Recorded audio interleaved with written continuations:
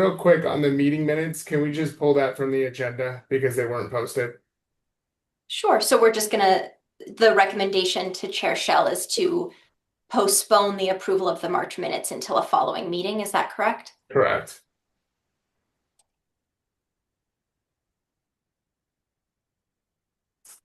Right. Thank you, Joseph. Awesome.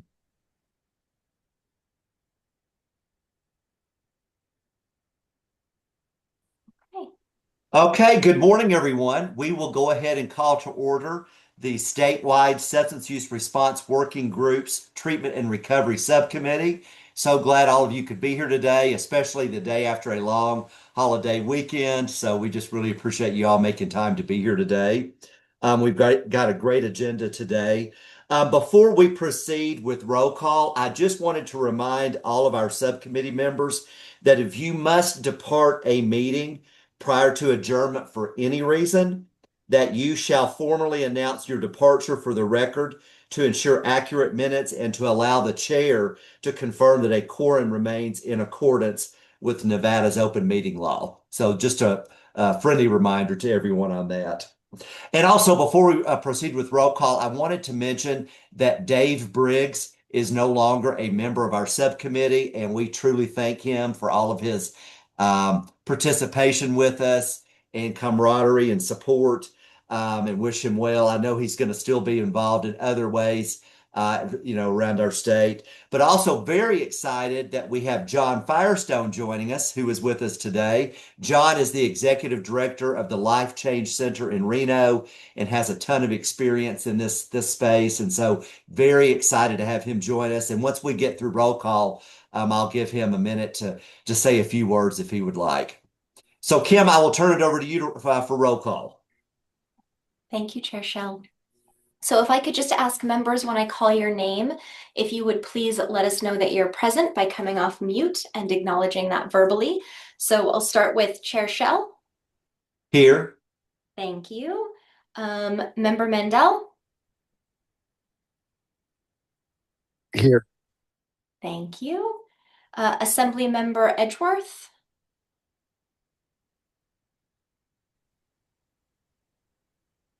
I don't believe I see the assembly member on. I'm just going to double check to make sure we don't have a tech issue. Yeah, I do not see her.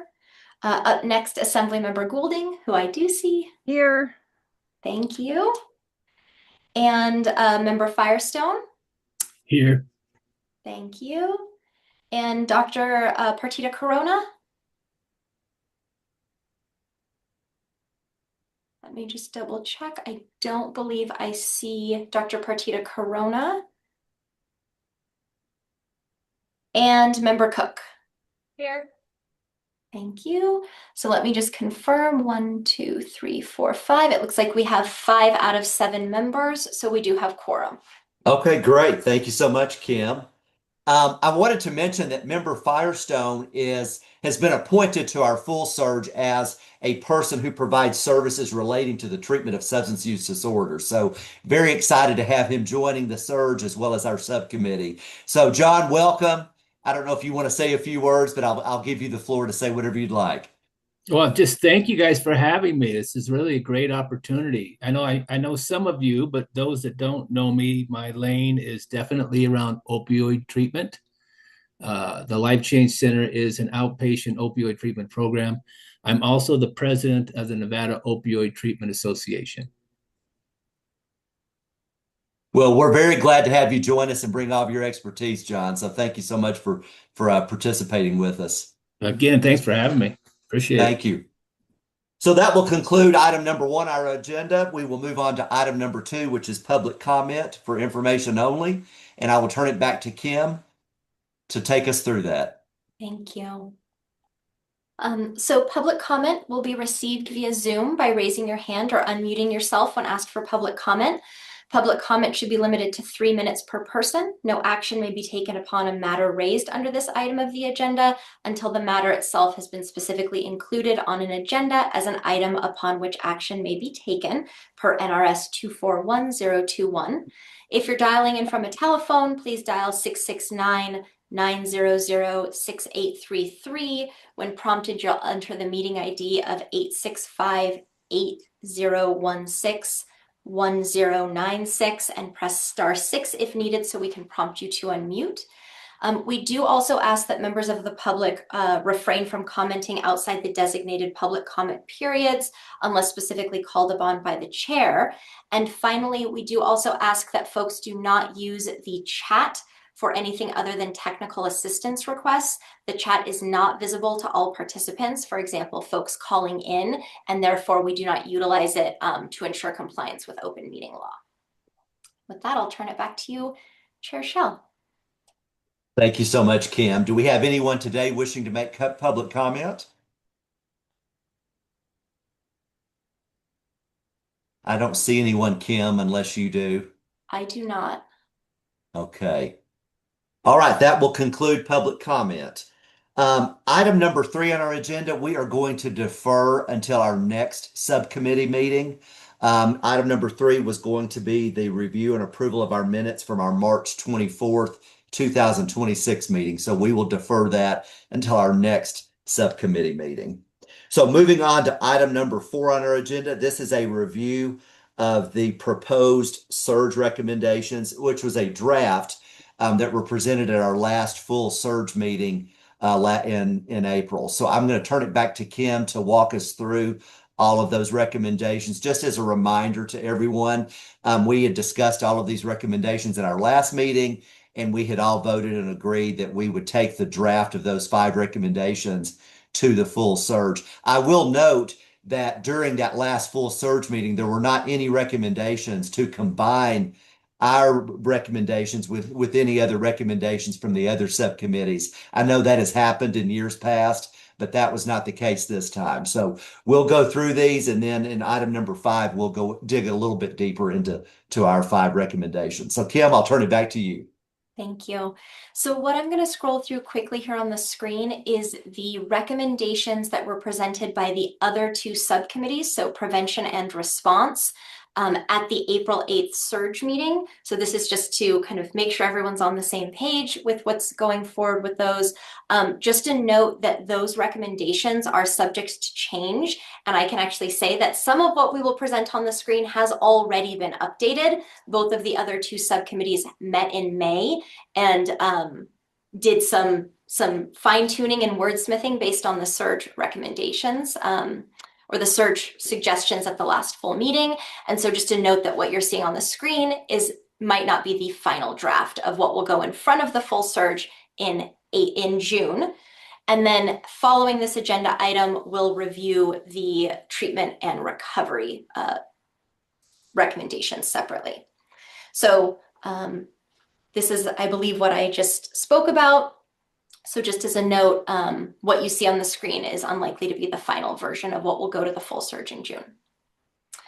So prevention and harm reduction had several recommendations that they presented on April 8th. One was to request guidance from the Nevada Board of Pharmacy be posted to their website and communicated to pharmacists to clarify regulations pertinent to the distribution of naloxone in hospitals, to permit low barrier naloxone distribution from emergency departments, and permit EDs to adopt a naloxone specific standard operating procedure for public naloxone distribution, separate from and exempt from the regulatory framework surrounding hospital formulary medications used in patient care.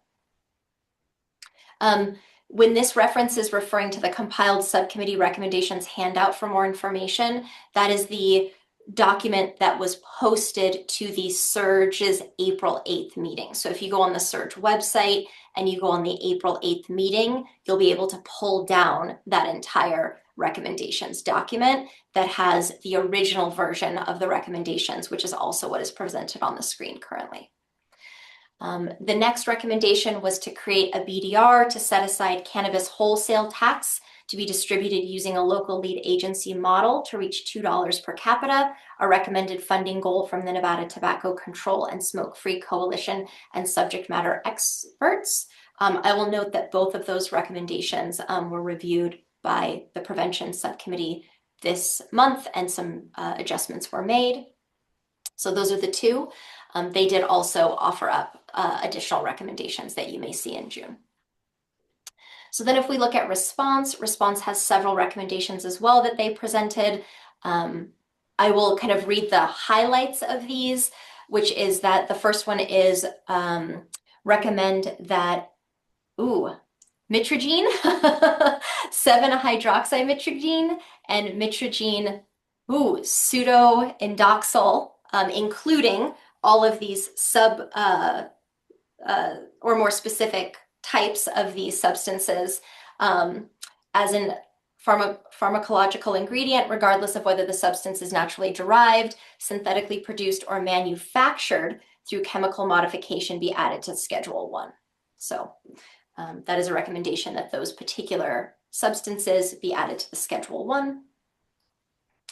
The next one similarly prohibits the sale of phenibut, including, as you can see on the screen, additional specifics around that, to prohibit the sale to anyone 21 years of age, or sorry, under the 21 years of age, aligning with existing cannabis regulations, and mandate that all products containing phenibut or its derivatives had standardized labeling, including clear warnings about potential health risks and age restrictions. You can see it also has specifics around restricting sales locations and enhancing enforcement mechanisms. And I do just want to pause and note for the record that I believe Dr. Partita Corona is joining right now. So I'll just confirm. Dr. Partita Corona, are you with us now? Yes, I am. Thank you. All right.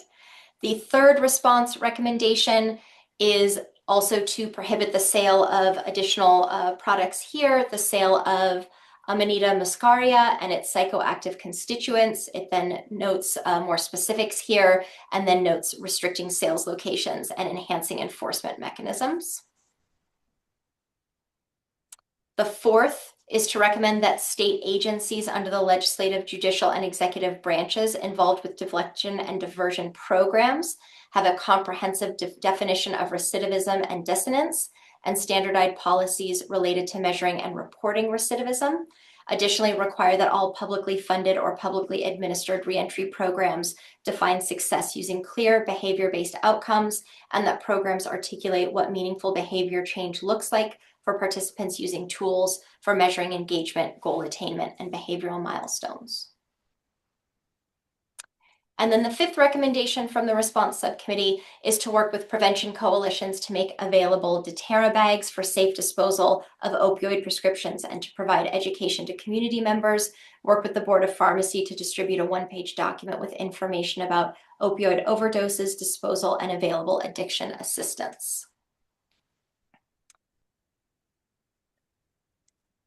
And you can see that there was a revision to that on April 8th, but we will just continue with what was presented.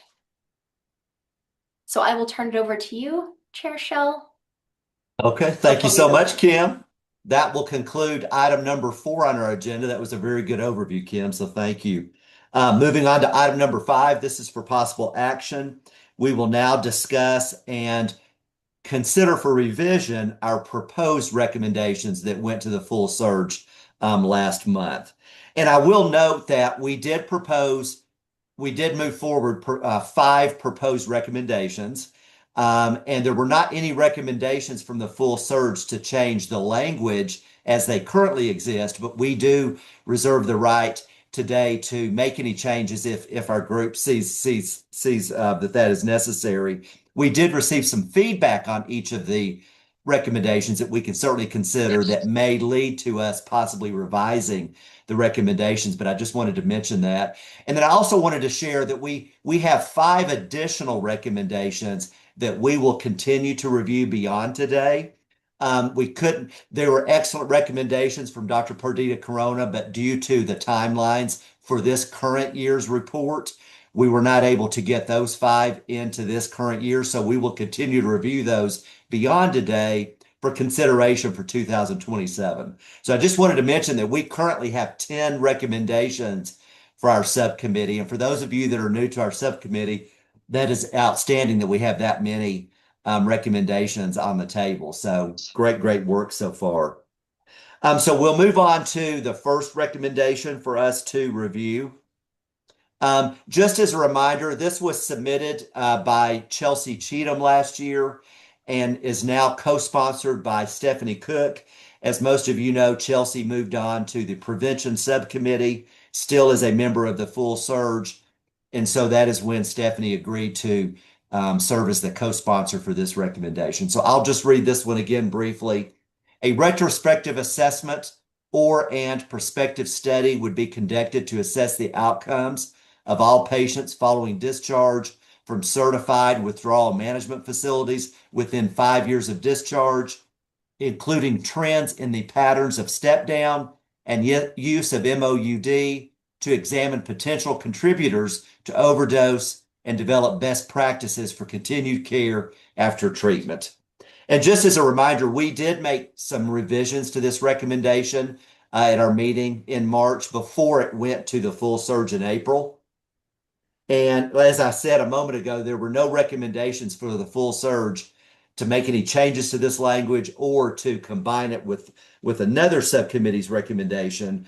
But there was some feedback given from the full SURG on how we might make this an actionable recommendation if it is approved by the full SURG. And that included a suggestion from Kyra Morgan that the Office of Analytics and the Nevada Health Authority do similar analyses.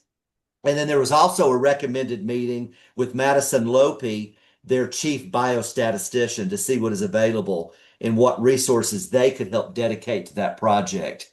So that doesn't necessarily mean we need to make any changes in the language of the recommendation based on that feedback, but that was just something for us to make note of, and we can certainly add to the explanation of the recommendation if we see fit.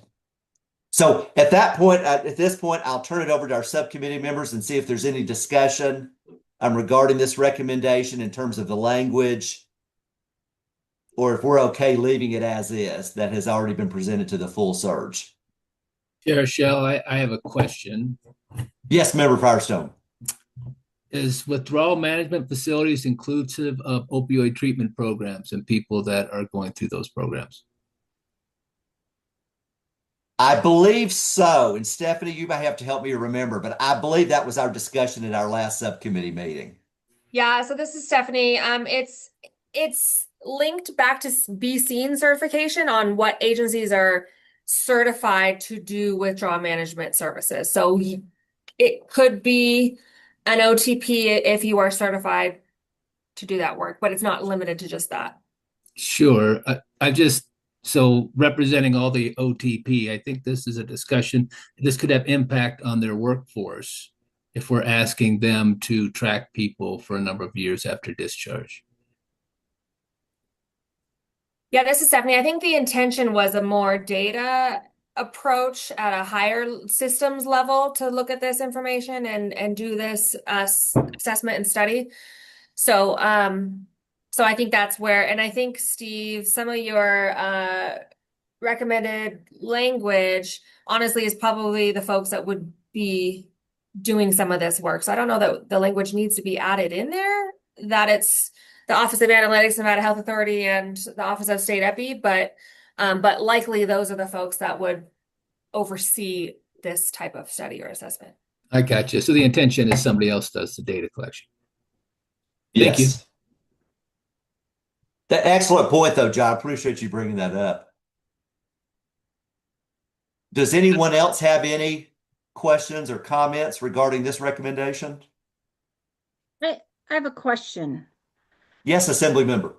I have a question on the 5 years, and this might be a question that I should have asked a while back instead of right now. It may be kind of too far down the road to be asking this, but clarification on where did the 5 years come from, and how realistic that is it to be able to collect data for 5 years after discharge? Stephanie, would you like to address that question? Yeah, I'm not sure because Chelsea ran this before I took it over. I'm not sure where the 5 years came from. Well, I can add, Stephanie, that I know when Chelsea was looking very closely at the state of Connecticut, I know that their study had been done for 5 years, and I think that may be what she was basing that on. I see Giuseppe Mandel with his hand raised.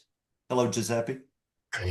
Hey, Giuseppe Mandel for the record. Yeah, I think Assemblywoman, the purpose and why we were gearing towards that is because there's tons of studies that are showing data, especially in our state, of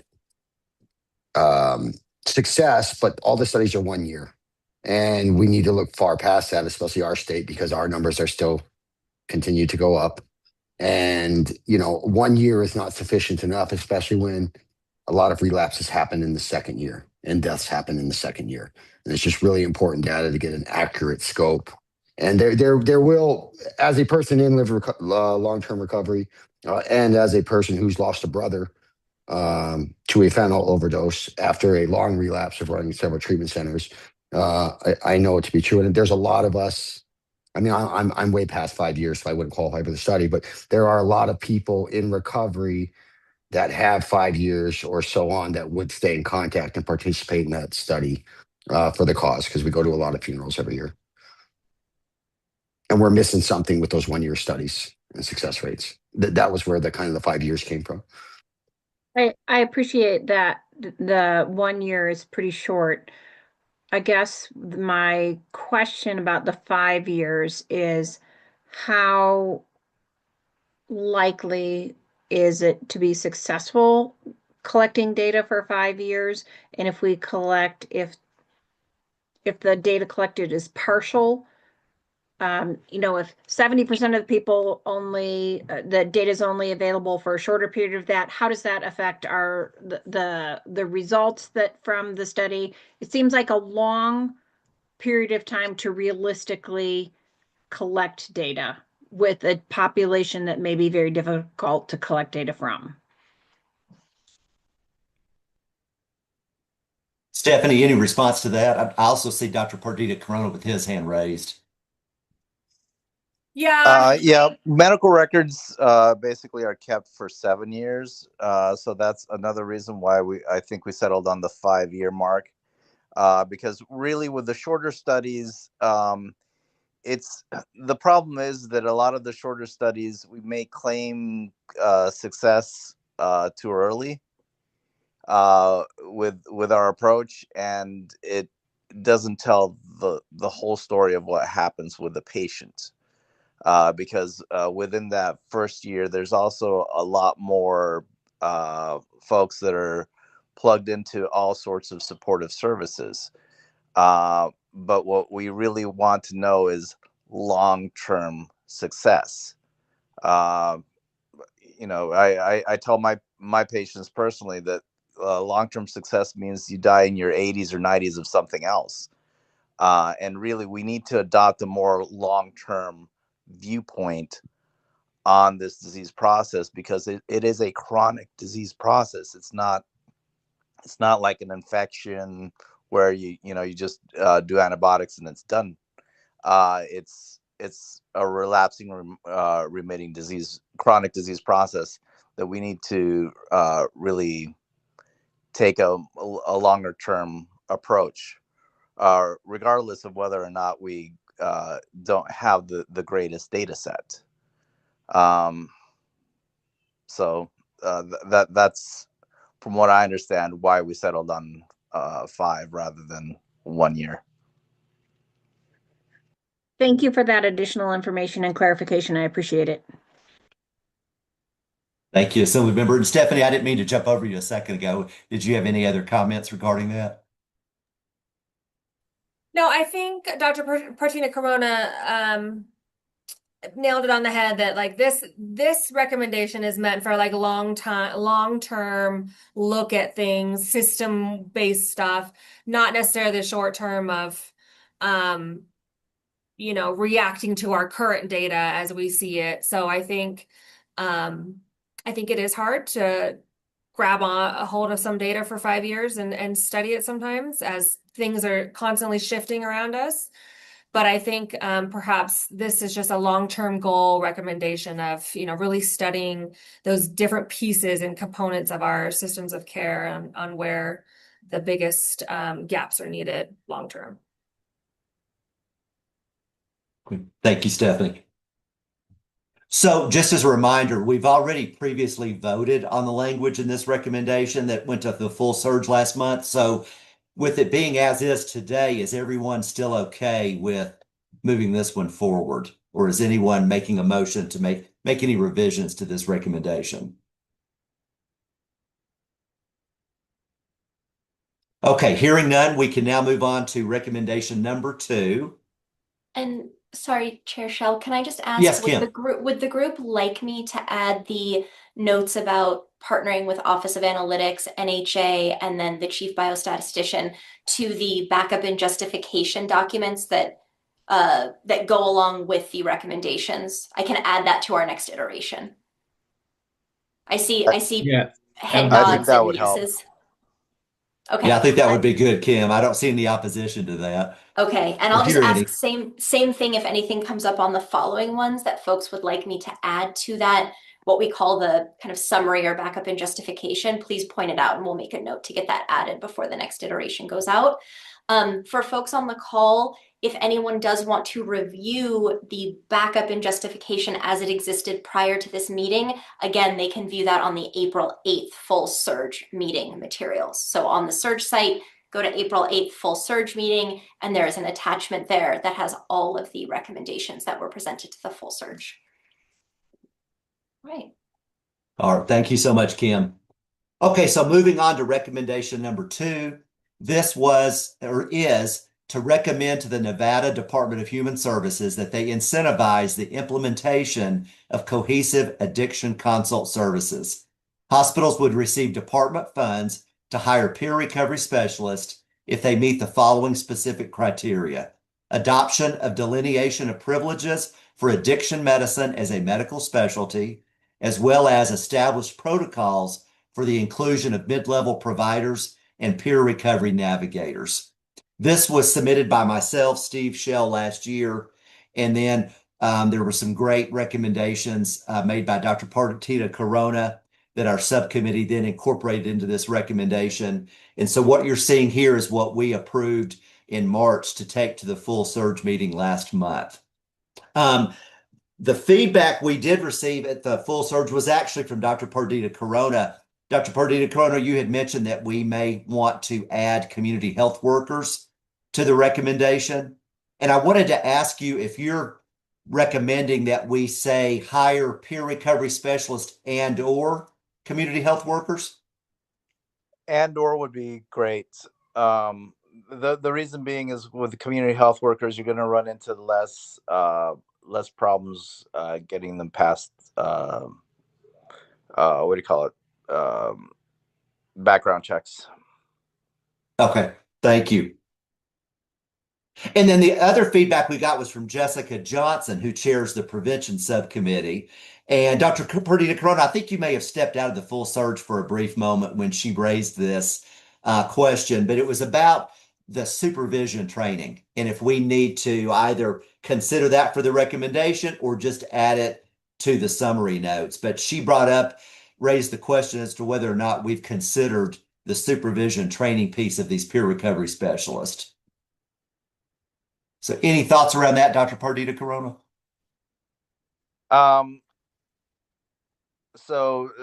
Supervision, by supervision training, you mean training the providers to supervise these peer recovery navigators and community health workers, or?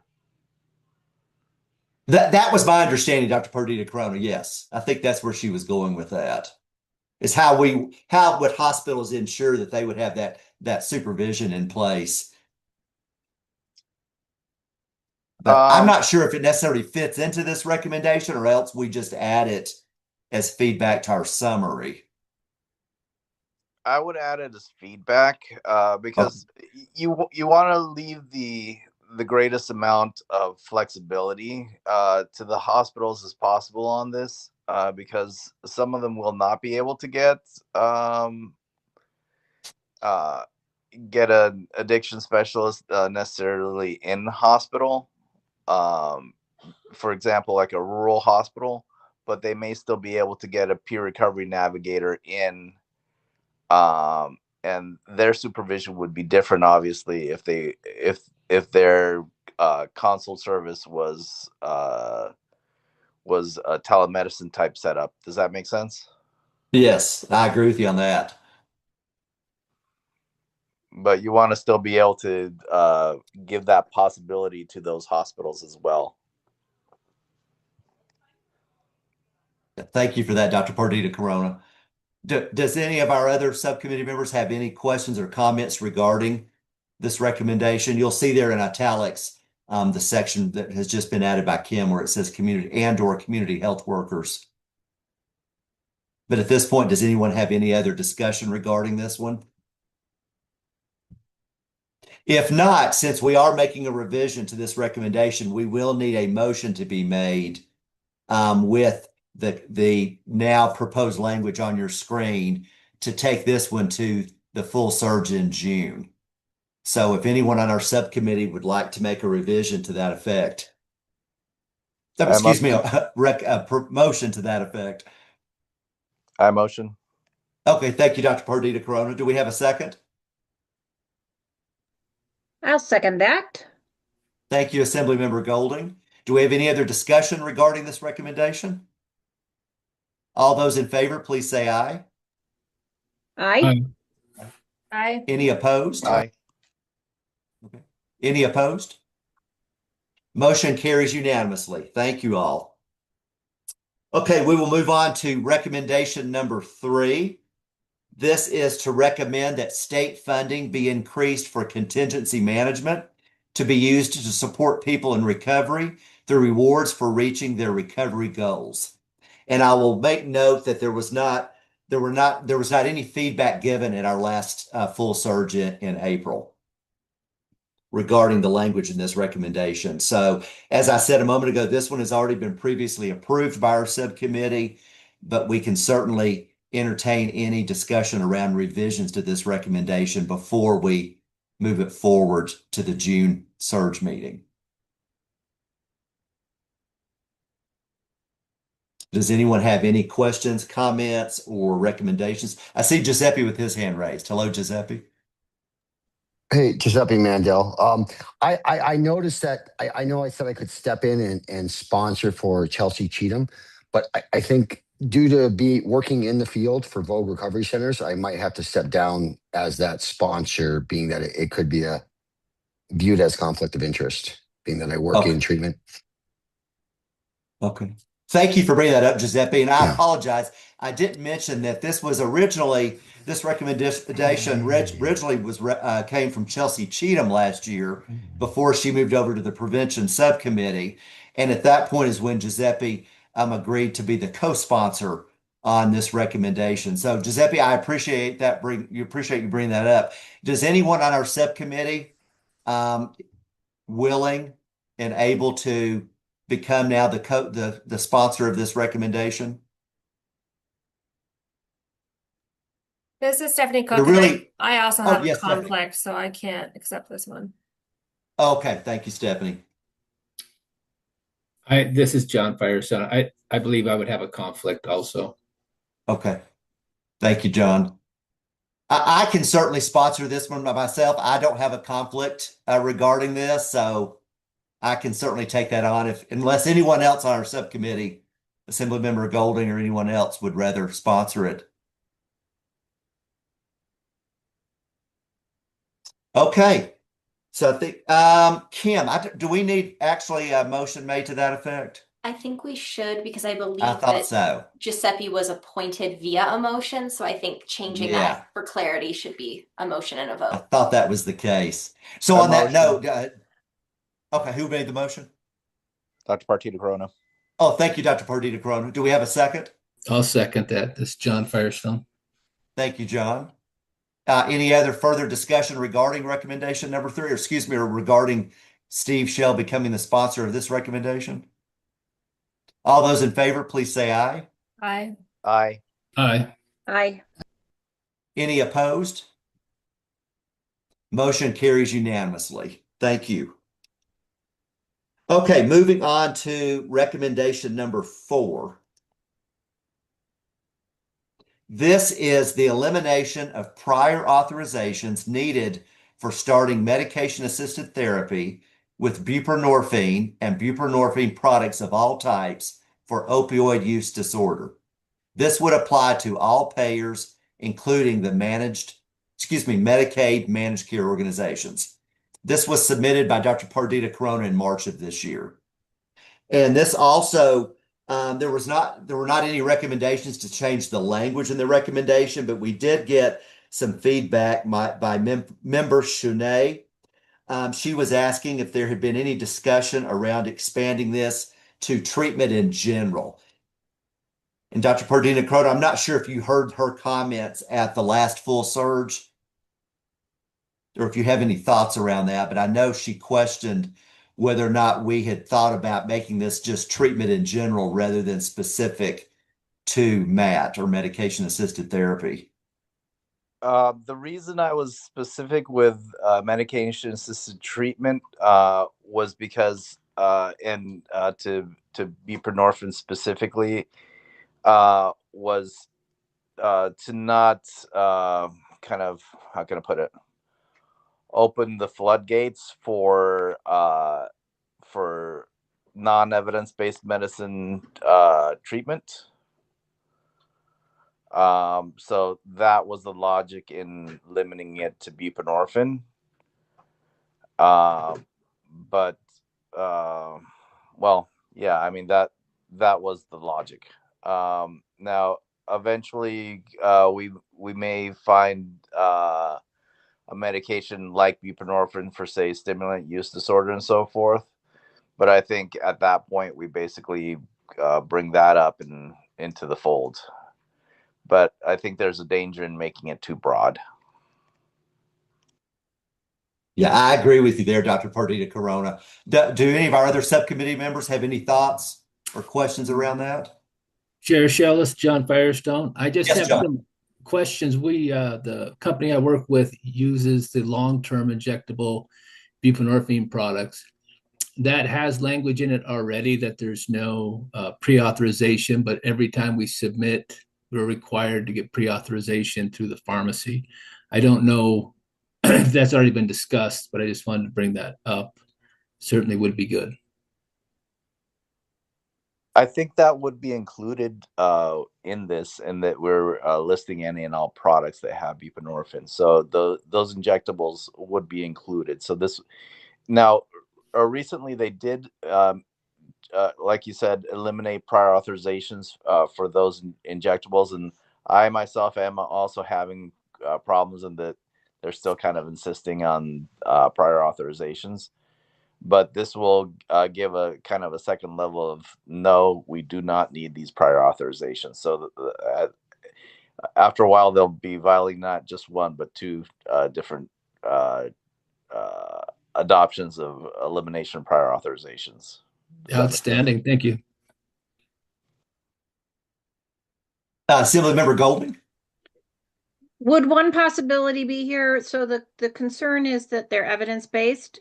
Would it, could we broaden this by saying evidence-based treatments?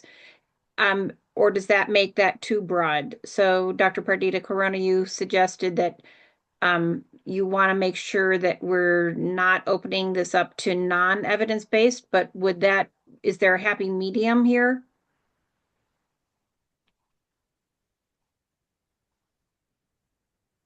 Then the problem becomes, who decides what evidence-based medicine is? And right now, it's we're using buprenorphine because ASAM, which is basically the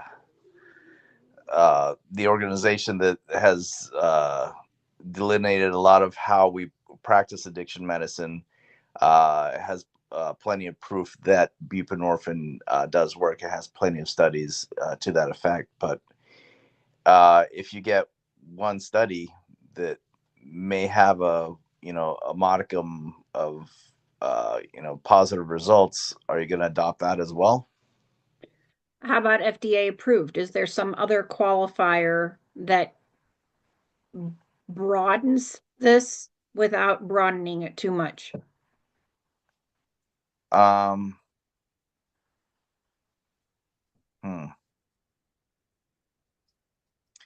I may be up the, I may be barking up the wrong tree here, but it's very, very specific here, which then the conversation is then we have to come back to this later for prior auth. So if there's a way to open up the door to possibility without creating a problem, we might want to think about that.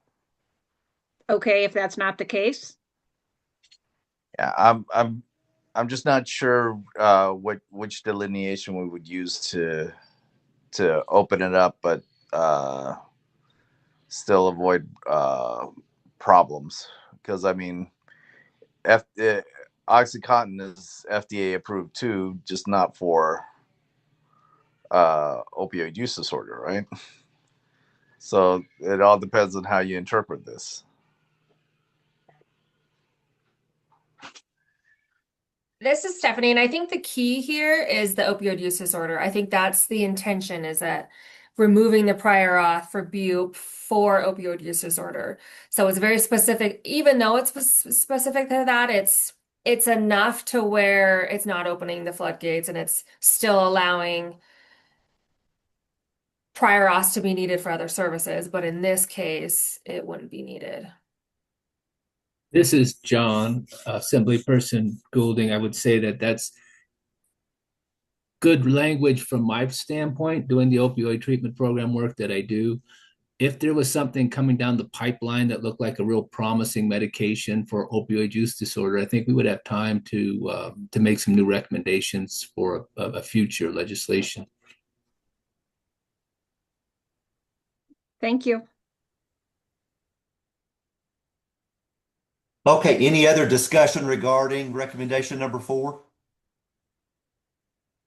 Okay, we don't have to take further action on this one because, as I said earlier, this one's also been previously approved as on your screen. Okay, we will move on to recommendation number 5. This is to recommend that insurers and payers not impose dosage limitations for buprenorphine when used for MOUD. And this was also submitted by Dr. Pardita Corona in March of this year. And we also did not receive any feedback regarding this recommendation from the full SURG last month. So unless anyone has any questions or comments, recommendations regarding the language in this recommendation, we can also move this one forward. Okay, so that completes our 5 recommendations that we actually took to the full SURG last month. Our next task that's coming up in our next agenda item is to rank these recommendations, because these 5 will now go back to the full SURG next month in June. And so we are to rank these 5 recommendations, and then we'll present those rankings at the next SURG meeting. I'm not sure if everyone on this call I'm not sure if all of our subcommittee members need a little bit of time to go back and review these recommendations. What we're going to do in agenda item number 6 is Kim is going to go call on each of our subcommittee members and ask for your rankings of the 5 recommendations. So is there anyone on the call that needs us to take a break for a few minutes so that you can go back and review these? Because we certainly can do that. Does anyone need a break? Okay, so hearing that no one needs a break, we can move right into agenda item number 6. This is for possible action. Again, this is the ranking of our recommendations, and I will turn it over to Kim to walk us through that. Thank you, Chair Shell. So I did make this a little bit smaller in case folks wanted a few minutes to review, but hearing that folks feel comfortable with ranking. What we'll be doing next is I will be asking each member, and you can see your names at the top here, to go through and let us know from 1 to 5, with 1 being the highest rank and 5 being the lowest rank, how you would order these 5 recommendations from your personal perspective. And that can use your own, that would use your own perspective of how you would want to rank those. So I'll ask you to verbally provide that out loud. I'll be entering your ranking here on the screen, and then I'll ask you to confirm that I've got it right. As a note, each is kind of reverse weighted. So if you tell me it's a 1, it actually gets a high weight, so that will help us figure out the overall ranking across all of the feedback that we're getting today. And so that's what I would be working with folks to do for the next agenda item. Are there any questions on what we'll be asking folks to do? And given that information, I would just ask if anybody now would elect to say, I do need a few moments to just read through here and decide what my order would be. Yes. Can you give us 1 minute? We can give you more than 1 minute. I shouldn't speak for Chair Shell. Chair Shell, can we give 1+ minutes for folks? Why don't we take a 5-minute break, if that's okay with everyone, and then we can come back and proceed in 5 minutes. Thank you. Sounds good. Thank you all. Okay, hello everyone. That concludes our short break. We will proceed with item number 6 on our agenda for possible action. Kim, before we proceed, we just need to ensure that everyone has returned. All of our subcommittee members have returned from the break to ensure we still have quorum, and I believe so. I am confirming. I do see Giuseppe, John, Dr. Partita Corona, our Assembly Member Goulding, Member Cook, and then you as well. So I see 1, 2, 3, 4, 5, 6. Okay, great. So And Kim, I'll turn it back to you then to proceed. Thank you. And I just want to confirm that we do not have Assembly Member Edgeworth on the call. Okay, just so I don't skip the Assembly Member when we go through the ranking. Okay, so again, on a scale of 1 to 5, and I shouldn't say a scale because each recommendation gets one number. So please don't rank 2 things as 2. We'll go through here and I'll ask you to tell me how you would rank them. I'll enter it on the screen and then I'll ask for you to confirm. So if you're up for it, Assembly Member Goulding, you will go first and I will be documenting it as we go. Thank you. So do you want, so what I rank as number 1 has the highest priority. Is that correct? Correct. Okay. Correct. I'm going to give you the recommendation number since they're in order here, right? If I say recommendation number 1 Yes. is rank 2. Okay. Recommendation number 4 is rank 1. Okay. Recommendation number 2, rank 3. Recommendation number 5, rank 4. And recommendation number 3 is rank 5. Okay. Thank you for dealing with my non-linear numbers there. That's okay. We are going to confirm that I got it right. And I'm going to adjust this really quickly on the screen to hopefully make it a little bit easier for people to see. As I'm doing that, I'm just going to note for the group that what is listed as the second recommendation here around the addiction consult services, I did adjust this to include the community health workers from the adjustment that occurred earlier today. That is the only adjustment I made to these. So if I missed any, please let me know. But I believe that was the only adjustment to our recommendation that was voted on. So the ranking I have, and I'll just read these in order, Assembly Member, is elimination of prior authorization, retrospective assessment, incentivizing the implementation of addiction consult services,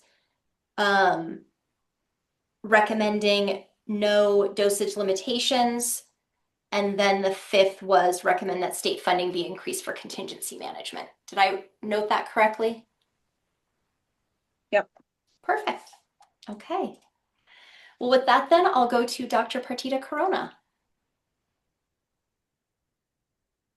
Okay. Let me tell you, there wasn't much daylight between these, if you ask me.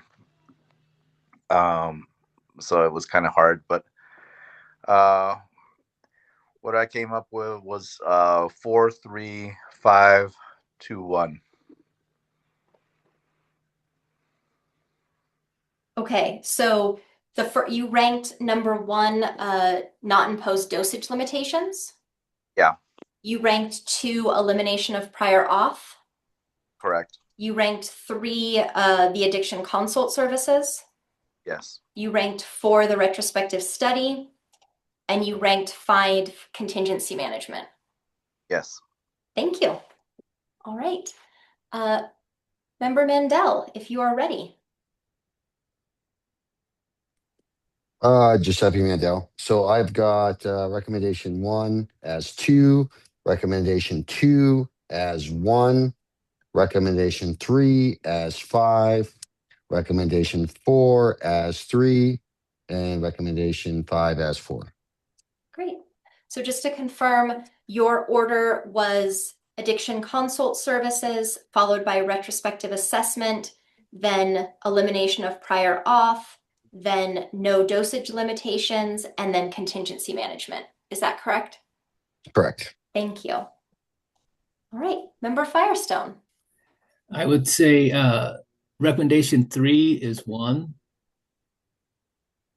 Recommendation 2 is 2.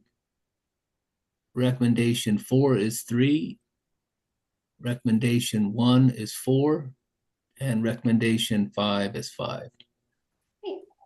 Right, so the order I see is contingency management, addiction consult services, elimination of prior authorization, retrospective assessment, and then no dosage limitations. Is that correct? That's correct. Thank you. All right. Thanks to everyone for sticking with it. Member Cook, you are up next. Okay, starting from the top, 4, 3, 5, 2, 1.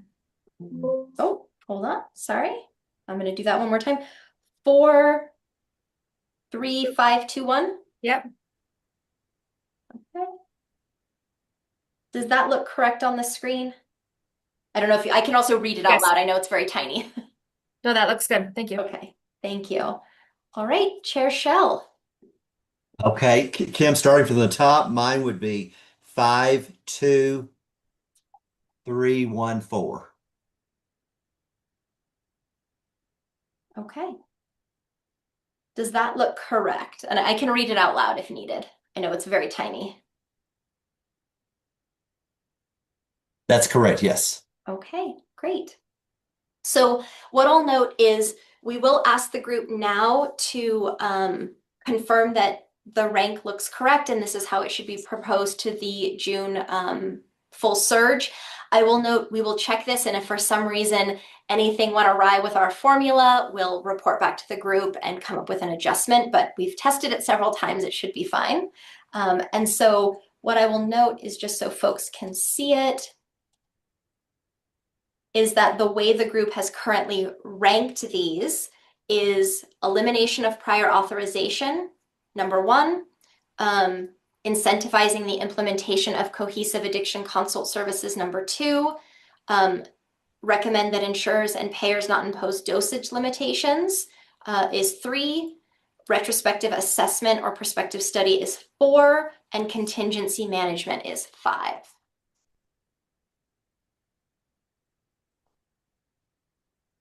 So, Steve, I will turn it over to you to confirm this agenda item. Okay, The vote. thank you so much for walking us through all of that, Kim. So, as Kim just shared, does anyone have any concerns with the way the rankings currently fall out?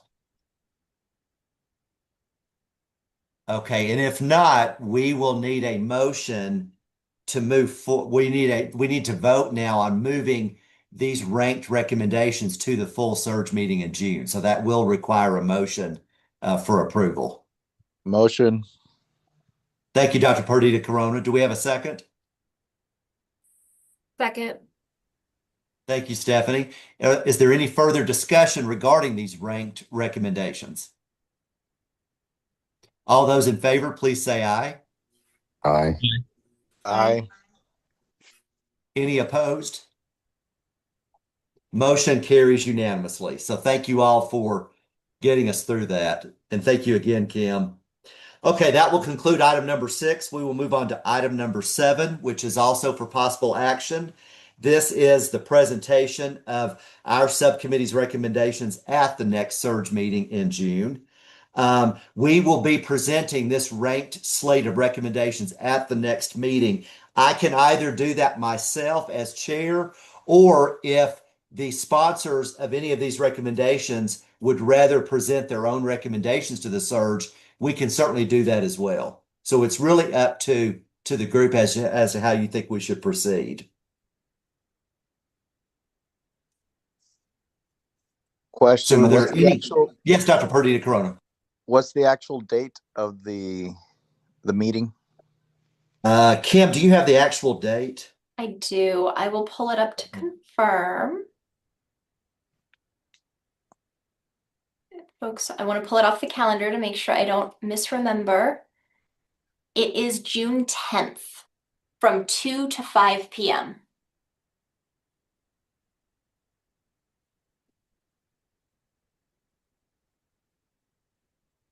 Okay. I wouldn't be opposed to presenting the ones that I'm championing. Okay, that sounds great, Dr. Perdita Corona. So we will count on that. Stephanie, you would be the other sponsor if you're wishing to present your recommendation, or I can certainly do it, whatever you prefer. Maybe for more consistency, if you just want to present it, Steve, Okay, I'll be glad to. I'll be there. And then you'll still be available, Stephanie, if there are any questions that come up. So, okay. Yes. So if there's not any opposition from the group, the rest of the group, then Dr. Perdita Corona and I will present these recommendations at our next SURG meeting. Okay, that will conclude item number 7 on our agenda. We will now move to item number 8. This is for possible action. This is a review of our meeting topics and the timeline for our subcommittee. So I will now turn it back to Kim to walk us through that. Thank you. So just to go over this, we know we do this almost every meeting now, but we just want to make sure folks have the right dates on their calendars. For the rest of this year, what we've got scheduled for subcommittee meetings are, you can see that we're on May 26th today, and then we'll have June 23rd as a potential meeting. So that should be on everyone's calendar on June 23rd. It's possible that we may not need that meeting if the full SURG does not present anything back to this group, and or if we don't have any subject matter experts that can only speak on that day, things like that. So it's possible the June 23rd meeting will not happen, but we do want to make sure it's on people's calendars because if it does occur, it likely will have action items associated with it. Then following that, that will be the last subcommittee meeting to help develop the 25-26 report.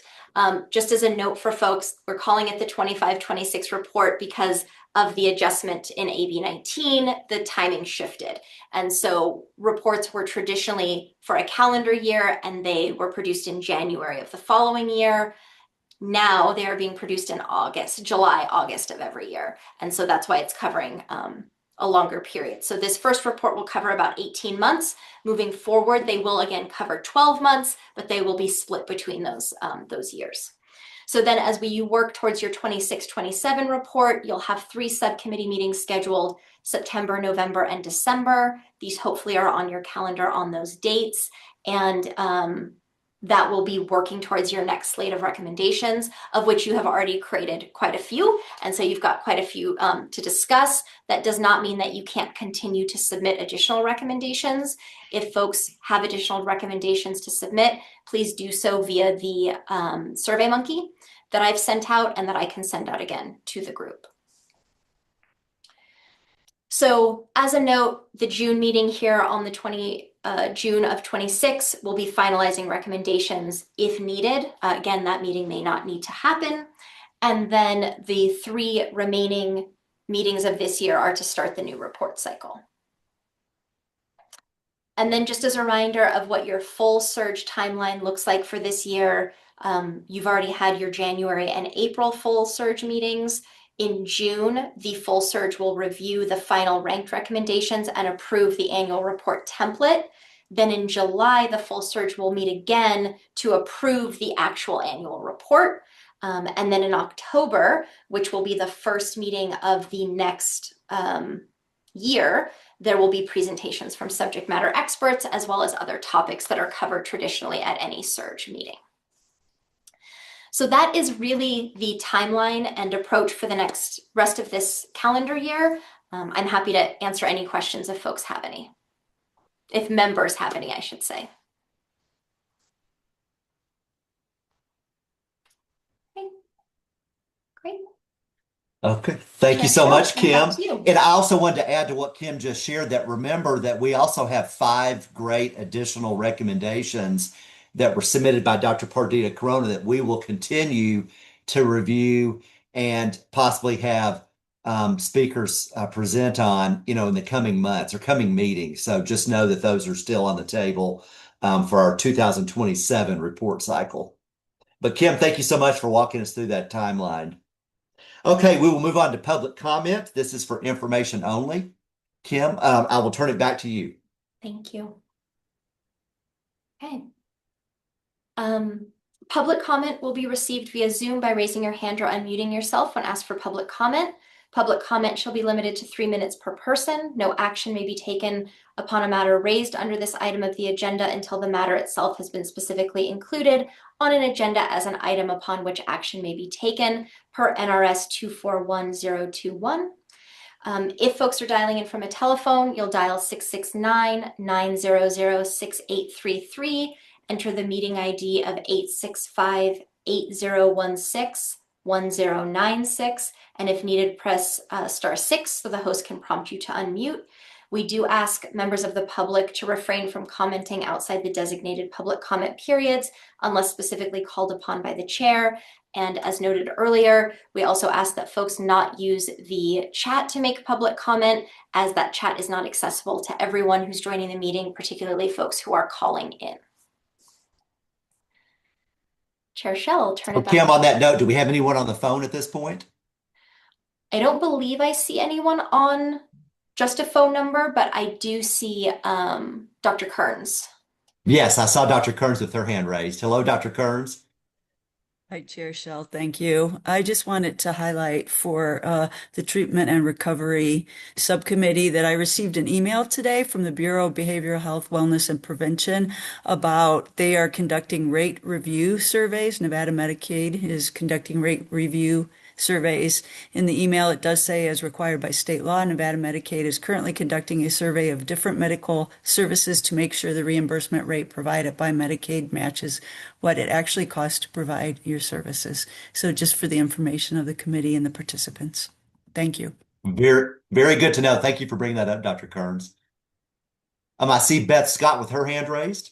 Hello, Beth. Thank you. Good afternoon, Beth Scott for the record. I just have a question on proposed recommendation number 2. There was some question about supervision for peer recovery support specialist. I just have a question. Would adding a certified peer recovery specialist satisfy the concern about supervision? Thank you very much. That's a good question, Beth. And Dr. Pardita Corona, please feel free to jump in here. I think we're okay with the way that it is. I don't think that we. Go ahead, Dr. Pardita Corona. Well, I mean, the whole point is to have certified peer recovery navigators. So I wouldn't be opposed to adding that language there. And same with community health workers. The idea is basically to kind of professionalize them. Plus, without those certifications, they're not going to get reimbursed by most insurances for the services that they render. And Chair Shell, I'm sorry, I just wanted to see if our DAG needed to come off mute and given any guidance on this, since that was brought up during public comment. I'm not sure what action can be taken upon that question raised during public comment, given the framing of public comment periods. Yeah, thank you for thinking about clarifying that, Kim. Is Joseph still with us? Joseph, are you still on the call?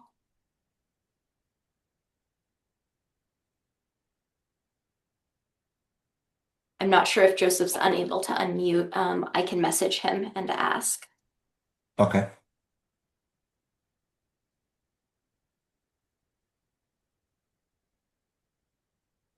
And what Kim is referring to is we've already taken action as a subcommittee on voting and ranking our recommendations.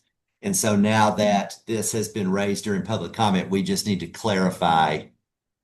Oh, and I do I see Joseph coming back on. Sorry, it froze and I didn't know what to do.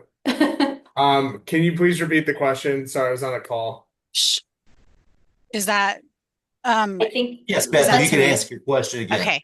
I was just there was a question raised during recommendation 2 about a concern about supervision for peer recovery support specialists. And I was just wondering if changing the language to require them to be certified, if that would satisfy the concern for supervision.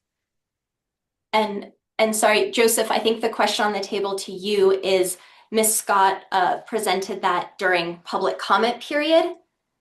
Oh, And so my question to you is whether the subcommittee is actually able to do anything with that or action it, given that that section of the agenda was closed and the comment was made during public comment.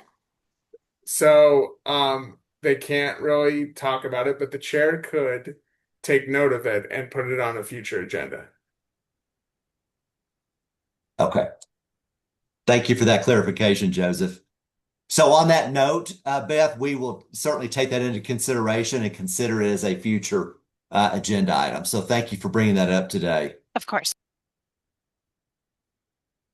Do we have anyone else today wishing to make public comment? Giuseppe Mandel with Vote Recovery Center. Yes, Giuseppe. Just wanted to thank each and every person who is a part of the SURG Treatment Subcommittee and those who have joined from the public. I know it's an hour in the middle of the day, so it truly shows full commitment to the work we do and your care for the state and what's going on in it. So just publicly like to say thank you. Thank you so much, Giuseppe, and you as well. Anyone else wishing to make public comment today? Okay, that will take us to item number 10 on our agenda, which is adjournment. We really appreciate everyone being here today. Thank you for a wonderful meeting and being able to rank our recommendations. And we will look forward to seeing everyone at the full SURG in June. So until then, please take care. Thank you all. Thank you. Thank you. Thank you, guys. Have a great day.